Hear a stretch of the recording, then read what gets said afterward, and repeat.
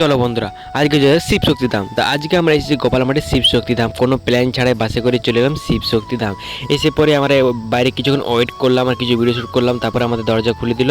তারপর আমরা ভিতরে প্রথমেই দেখতে গেলাম রঙিন মাছ। সেগুলো দেখে একটা আলাদাই শান্তি। আর পাশের মন্দির, একটা কালী মন্দির, সেটা তোমাদেরকে দেখিয়ে দিলাম। তারপরে ভেতরে গেলাম, ভেতরে আবার আমরা গেলাম আর বৃষ্টি চলে এলো। কী কারণে বৃষ্টি হলো আমি নিজেও জানি না। হালকা করে একটু বৃষ্টি হয়ে গেলো, তারপর আর বৃষ্টি হলো না।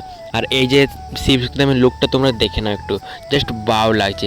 তা আমরা কিছুক্ষণ বাইরে ঘোরাঘুরি করলাম, তারপরে আমরা চলে যাই ভেতরে। ভেতরে চলো যাবো, গোটায় ঘুরবো। আর আমি ফার্স্ট টাইম আসছি ভেতরে, তার একটাই কারণ যে আমরা বাইরে থেকে দর্শন করেছি, কিন্তু ভেতরে আমরা আসতে পাইনি। আজকে একটু ইচ্ছে করলো, তারপরে একটু চলো আমরা যাবো। তো ভেতরে ফার্স্টে গেলাম, আমরা গেছিলাম বিকেলে বেলায়। আর থাকতে থাকতে সন্ধ্যা হয়ে গেছিলো, সেখানে আমরা কিছু ভিডিও শুট করলাম। আর তারপরে আমরা বাবার দর্শন করলাম।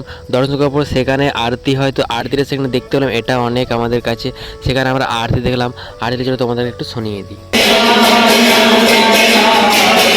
তারপর বসে বসে আমরা আরতি দেখছিলাম। আরতিটা দেখতে খুব সুন্দর লাগছিল, মনটা একদম পুরো ভরে গেলো, দারুণ লেগেছিল। আর তারপর আমাদের দেখা হলো প্রীতিদির সাথে। তাই প্রীতিদির সাথে দেখা করে খুব ভালো হলো। হঠাৎ আমাদের দেখা হয়ে গেলো, ভাবতে পারিনি যে দেখা হবে। তো প্রীতির সাথে তারপরে দেখা করলাম। তারপরে আমরা কিছুক্ষণ ঘোরাঘুরি করলাম। তারপরে সেখানে প্রসাদ দেয় সন্ধেবেলায়। তো সেখানে প্রসাদ দেওয়ার জন্য আমরা চলে এসেছি। বলি চলো প্রসাদ নিতে যাব। তার জন্য আমরা লাইন দিয়ে দাঁড়িয়েছিলাম, অনেকটাই লাইন পড়ে গেছিলো। তা আমরা মাঝে মধ্যে লাইনটা পেলাম। আর তারপরে লাইন দিয়ে আস্তে আস্তে আমরা আরতিটা নিলাম। আর তারপর আমাদেরকে প্রসাদ দিল পায়েস। তো পায়েসের যা সুন্দর টেস্ট, মানে ধারণার বাইরে। আর এই যে এটা হচ্ছে শিবশক্তি ধামের সন্ধেবেলার লুক। আর কত সুন্দর লাগছে দেখো লাইটিংয়ে। আর শিবশক্তি ধাম 7টার সময় বন্ধ হয়ে যায়, 5টার সময় খোলে, 7টার সময় বন্ধ হয়ে যায়। তাই আমরা জলদি বেরিয়ে গেলাম 7টার সময়। আর তারপরে এই আমরা বাসে চেপে আমরা চলে এসেছি রানীগঞ্জ। রানীগঞ্জে এসে আমরা এখানে দেখতে পাচ্ছি চপ নিয়ে নিয়েছি, চপগুলো খেলাম। বলি চলো তারপরে আবার বাড়ি যাবো। তো আজকের ভিডিওটা আমি এখানে শেষ। তোমাদের কেমন হলো কমেন্ট করে জানাতে ভুলো না। ভালো লাইক কমেন্ট চ্যানেলটাকে সাবস্ক্রাইব করে দেবে। আর ফেসবুকে দেখতে হলে ফলো করে নেবে আমাকে।